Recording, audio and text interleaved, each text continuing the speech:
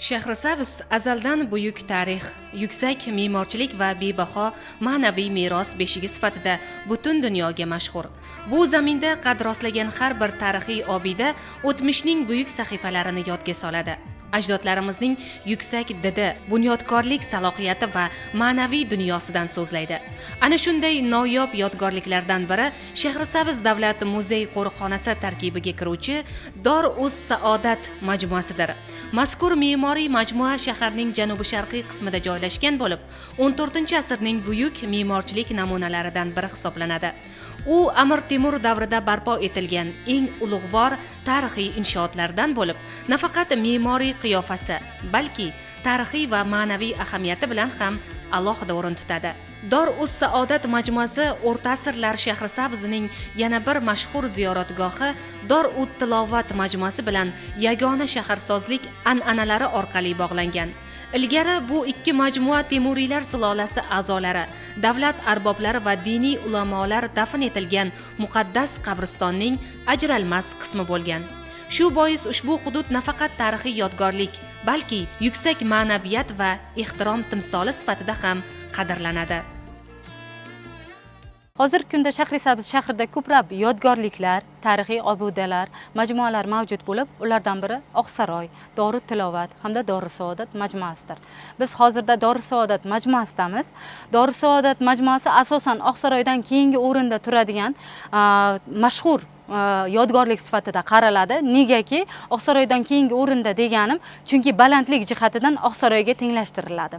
Umumiy hisobda Shahrisabz shahrini o'ziga to'xtaladigan bo'lsam, oldingi nomi Kesh bo'lsa, keyinchalik Shahrisabz. Hozirgi kunda biz atab kelayotgan Shahrisabz, ya'ni Shahrisabza, yashillikka burkangan shahar, yashil shahar deya ataladi. Bu so'z tojik tilidan bizga kirib kelgan so'z hisoblanadi. Dor-u-Saodat majmuasining ma'nosi shundaki, Dor-u-Saodat bu saodatmand kishilar uyi, ya'ni maskani degan ma'noni bildiradi. Dor-u-Saodat majmuasida asosiy yodgorliklar 3 ta yodgorlikni tashkil qiladi. Birinchisi Jahongir Mirzo maqbarasi, ikkinchisi Amir Temur dahmasi va uchinchisi qadimiy hisoblangan Hazrati Imom Jome masjididir. Ushbu Dor-u-Saodat inshootimiz bizda savol tug'iladi, yildan yilga qanday holda saqlandi? Amir Temur shu narsani ko'zda tutganlar, har bir majmua atrofida turli daraxtlar ektirganlar. Bu daraxtlarning hattoki soyasidan ham foydalanilgan. Soyasi ham bir savobdir, bir ehsondir. Ya'ni Amir Temur bobomiz har bir borgan yurtlarida, joylarida masjid qurdirganlar, quduqlar qurdirganlar va shuningdek daraxtlar ektirganlar.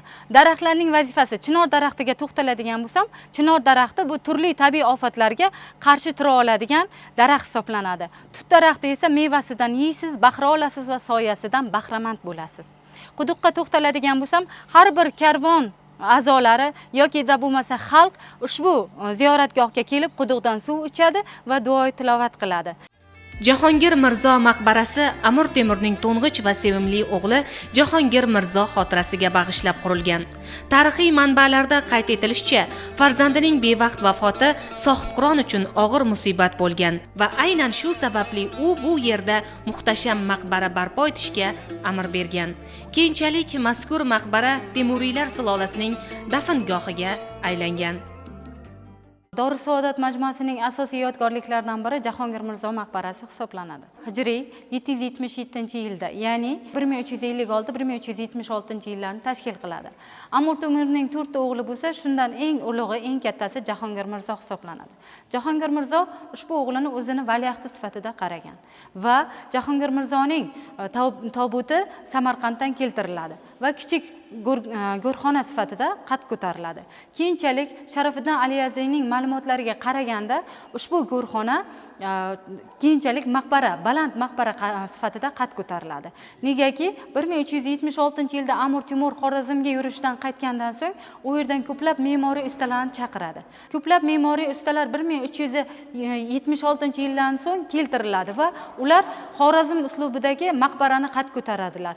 Hattoki Muhammad Haydariyning ma'lumotlariga qaraganda, Tarixi Rashidiy asarda berilishicha, haqiqatda Jahongir Mirzoning maqbarasi mana shu yilda qad ko'tarilgan, qurilgan deyiladi. Hattoki Massin ham ushbu maqbarani ko'rib lol qoladi va haqiqatda bu yerda Jahongir Mirzo dafn etilgan deya qayd qiladi va shu xulosaga keladi.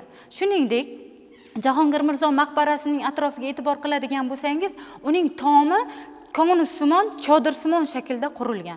Nega? Texnik jihatdan olib qaraydigan bo'lsak, ushbu majmuaning konussimon qurilganligi yomg'ir suv yoqqan vaqtda suvning keng tarqalishi hamda gumbaz, ya'ni ichki gumbaz bosimining kamayishiga, shuningdek gumbazning barqarorligi, ya'ni suv saqlanmasligi va tabiiy holatda yildan yilga madaniy meros bo'lib shakllanishiga, bizga saqlanib qolishiga yordam beradi. Ramziy jihatdan e'tibor qiladigan bo'lsak, jannat va ma'naviyatga intilish ma'nosini ifodalaydi.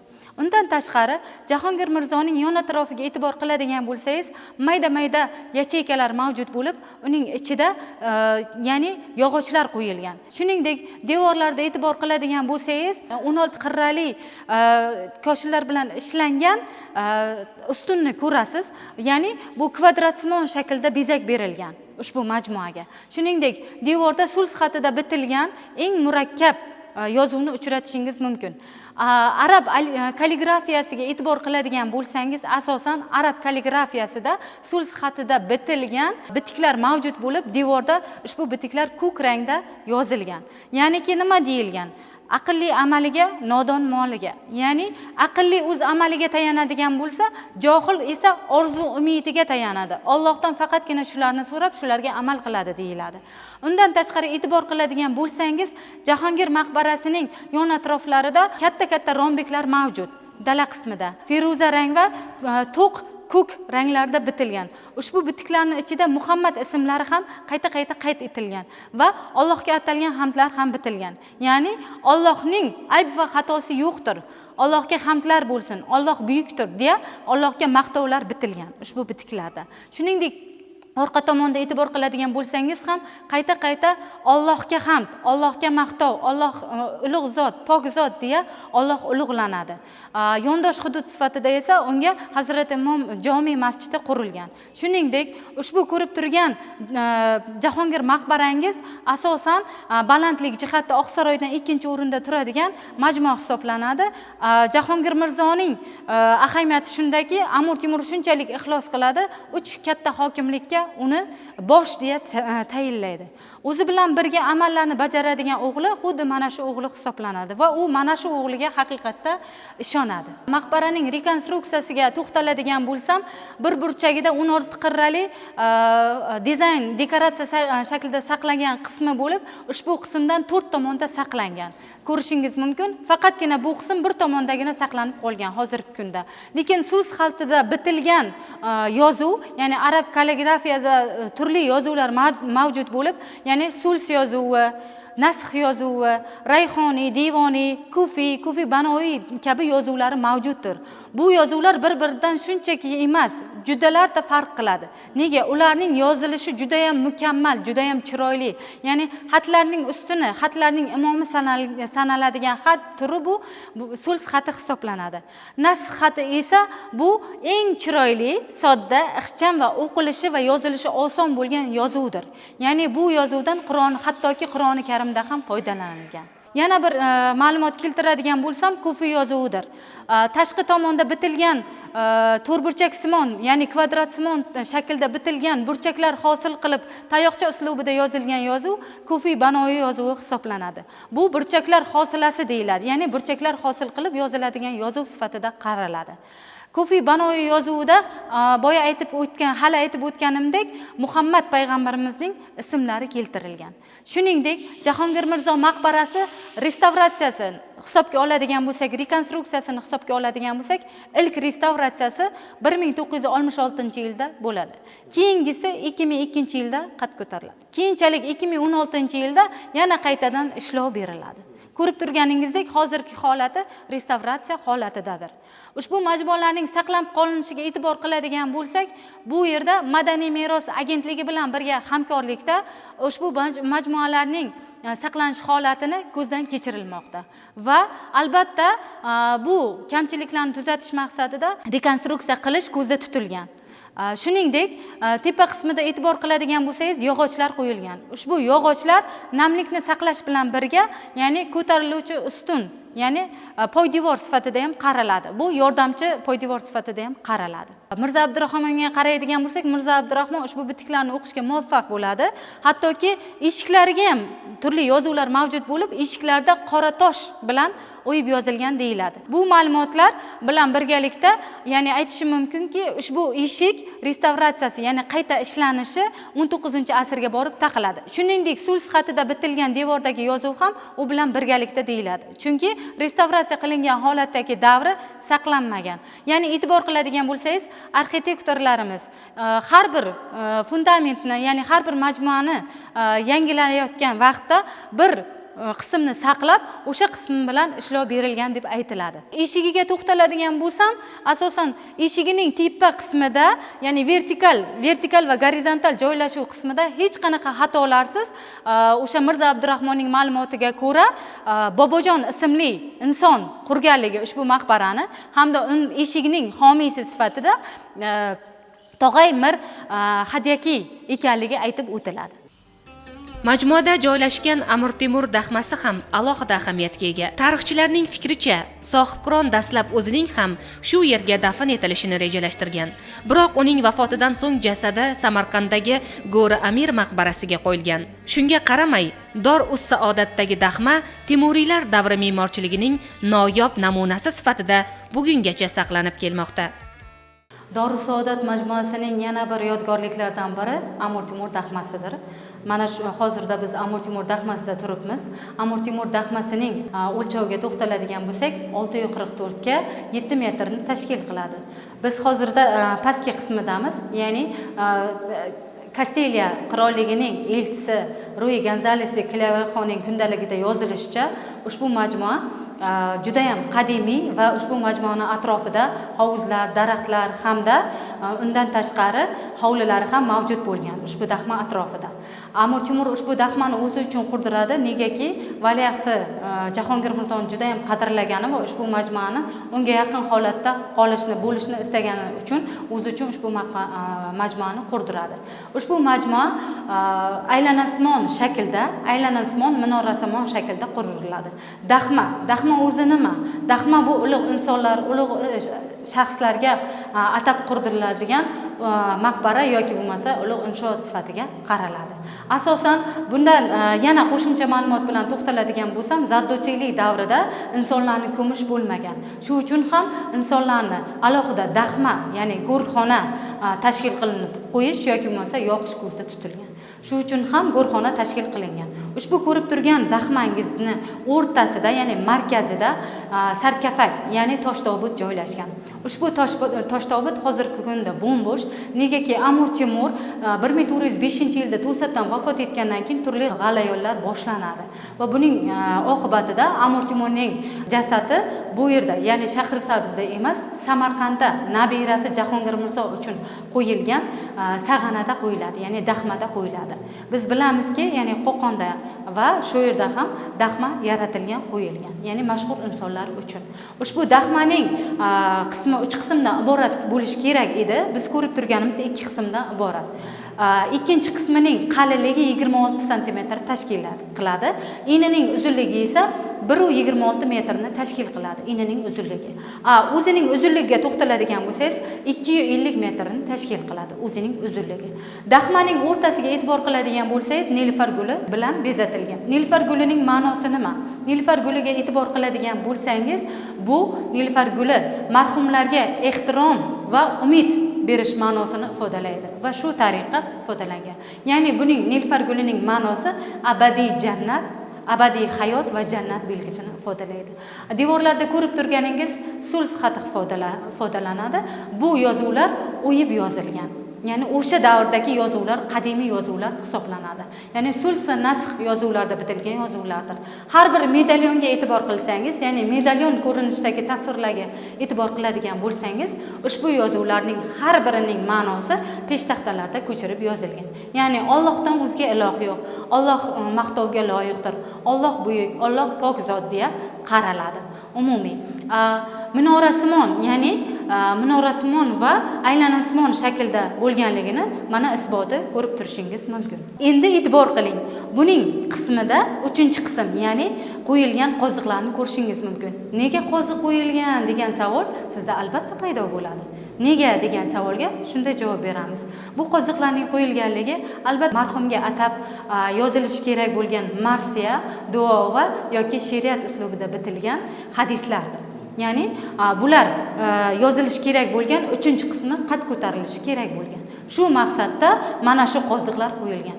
Lekin bu qismi bizda saqlanmagan va bu majmua tugallanmagan degan xulosaga kelingan. 1933-yilda Yahyo G'ulomov bu bitiklarni o'qishga erishadi.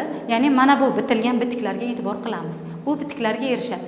Asosan At-Termiziyning sunniyda, ya'ni ishonchli, sahih hadisidan yana bir qo'shimcha tarzda hadis keltirilgan deb qaraladi. Undan tashqari Qur'ondan olingan Fotiha suralari, Baqara, ya'ni Baqaraning 255-oyati hamda Taboraki mulk, ya'ni jannatga eltuvchi oyatlari bitilgan. Ushbu majmuamizda ko'rishingiz mumkin. Undan tashqari ushbu majmuamizda ushbu bitiklardan tashqari e'tibor qiladigan bo'lsangiz, to'rtburchak shaklda yozilgan, to'g'riga qaratib yozilgan, shimol sharqida qarab yozilgan sulh xatida bitilgan bitiklarimizni ko'rishimiz mumkin. Bu Oyatul Kursi, ya'ni Qur'onda yozilgan Oyatul Kursi oyati, ya'ni surasi keltirilgan hisoblanadi ushbu majmuamizda. Undan tashqari yon atrofga e'tibor qiladigan bo'lsangiz, bitilgan har bir ko'rib turgan joyingizda sulh xatida, hattoki nasx xatida ham turli bitiklar, ya'ni so'zlar, ya'ni duolar tilovat qilingan, yozilgan hisoblanadi. Undan tashqari ushbu majmuamizning tepasiga e'tibor qiladigan bo'lsangiz, to'rtburchak shaklda, ya'ni kvadratsimon shaklda bitilgan va 4 tomonda ravoqi bo'lgan. Kilayvayxonning ma'lumot berishicha, ushbu majmua asosan Jahongir Mirzodan keyingi o'rinda turadi deb qaraladi. Undan tashqari 1933-yilda Yahyo G'ulomov shug'ullanadigan bo'lsa, mutaxassislar ushbu bitiklarni o'qigan bo'lsa, 1942-yilda kelib Massin va Pugachenkovalar ushbu daxmani o'zlariga tadqiqot sifatiga qaraydilar va tadqiqotda nimalar amalga oshirilishi kerak, qanday yo'nalishda amalga oshirilishi kerak o'rganadilar va ushbu majmuaning atrofi oqaktosh toshlari bilan o'ralganligi haqida ham qo'shimcha ma'lumot keltiriladi. Undan tashqari muzey xodimlarining aniqlashicha, o'lchashicha ushbu majmua Dorussaodat majmuasidan 230 metr chuqurlikda joylashtirilganligi aytiladi.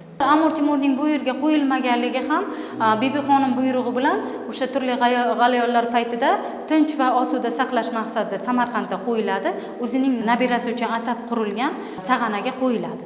Ya'ni u yerda o'sha poytaxt sifatiga qad ko'targan, u yerni boshqargan, shu sifatdan ham Bibixonim qo'yish uchun buyruq beradi va Amir Temurning sag'anasi u yerda qo'yiladi. Hozirgi kunda bu bo'lmish. O'sha sag'analarga o'sha shaxsning ismi qo'shib aytilishi, ya'ni hozirgi kunda Go'ri Amir deb aytilishi juda ham mashhur va shu narsa yildan yilga saqlanib qolgan. Bundan kelib chiqadiki, hozirgi ko'rib turganingiz qabr toshi, ya'ni sarkofag bo'm-bo'sh, chunki Amir Temurning jasadlari Samarqandda Bibixonim buyrug'i bilan qo'yiladi va Go'ri Amir nomi bilan atala boshlanadi. Ya'ni o'sha shaxsning nomiga qo'shimcha ravishda, ya'ni Amir Temur Go'ri, ya'ni Go'ri Amir deya mashhur joyga aylanadi. Hazrati Imom Jome masjidi esa asrlar davomida xalqning ibodat va ma'naviy tarbiya markazlaridan biri bo'lib xizmat qilgan. Bu muqaddas maskan ilm, ma'rifat, diniy qadriyatlar va ezgulik g'oyalarini targ'ib etib kelgan. 1973-1990 yillar davomida arxeolog olimlar tomonidan amalga oshirilgan keng ko'lamli qazish ishlari majmuaning haqiqiy me'moriy ko'lamini ochib berdi. Tadqiqotlar natijasida bosh peshtoq oralig'ining kengligi 20,3 metr ekani aniqlandi. Bu ko'rsatkich mashhur Oqsaroy peshtoqidan atiga 1,7 metr kichik bo'lib, o'sha davrda O'rta Osiyoda qurilgan ko'plab inshootlardan ustunligi bilan ajralib turadi. Majmuaning umumiy hajmi ham hayratlanarli bo'lib, burchak minoralari o'qi bo'ylab o'lchami 52,4 ga 71,6 metrni tashkil etadi. Hazrat Imom masjidi yondosh hudud sifatida qad ko'tariladi. Ushbu jome masjidimiz, ya'ni Hazrat Imom masjidimiz ikki xil tarzda talqin qilinadi. Shuningdek, taxminiy nomi bu, ya'ni Hazrat Imom deb ataladi. Ikkinchi taxminiy nomi esa Hazrat Imom Keshi Abdali Keshi deyiladi. Ya'niki Abdali Keshi deyilishining sababi, Keshi bu Shahrisabz shahriga borib qadaladigan bo'lsa, Abdali ya'ni Allohning xos bo'lgan avliyolari degan ma'noni ifodalaydi. Asosan ko'rib turganingiz Hazrat Imom jome masjidida 3 ta qadimiy chinor daraxtlarimiz mavjud bo'lib, ushbu chinor daraxtlari 1370-yilda ekilgan. Deyarli necha yillik, 7 yillik tarixga ega bo'lgan chinor daraxtlari hisoblanadi. Ko'rib turganingizdek, shimoliy qismida ayvonlari mavjud bo'lib, ya'ni ayvonlari keng tarzda qurilgan va ushbu ayvonda ustunlar mavjud. Ustunlarning soni 9 tani tashkil qiladi. Shuningdek, bu ustunlar chinor daraxtidan yasalgan. Ushbu majmuada shuningdek, chinor daraxtidan qadimiy tarzda yasalgan eshigi mavjud bo'lib, bo'yining balandligi esa 2 metr 15 santimetr. Dor-us-Saodat nafaqat me'morchilik mahorati, balki Temuriylar davridagi shaharsozlik san'atining ham yuksak namunasidir. Bino devorlarida qo'llanilgan sirlangan koshillar, murakkab geometrik naqshlar, nafis xattotlik va mustahkam muhandislik yechimlari o'sha davr ustalarining beqiyos iqtidorini namoyon etadi. Bugungi kunda Dor-us-Saodat majmuasi mamlakatimizdagi eng nufuzli ziyorat va sayyohlik maskanlaridan biri hisoblanadi. Yurtimiz va xorijdan tashrif buyuruvchi minglab sayyohlar bu yerga kelib, sohibqiron Amir Temur va Temuriylar davrining boy tarixi, betakror me'moriy merosi hamda xalqimiz madaniyati bilan yaqindan tanishmoqdalar. Dor-us-Saodat bu oddiy tarixiy yodgorlik emas. U xalqimizning buyuk davlatchilik an'analari, ajdodlarimiz bunyodkorligi va milliy g'ururining yorqin timsoli hisoblanadi. Uni asrab-avaylash, kelajak avlodlarga bezavol yetkazish har birimiz uchun muqaddas burchdir.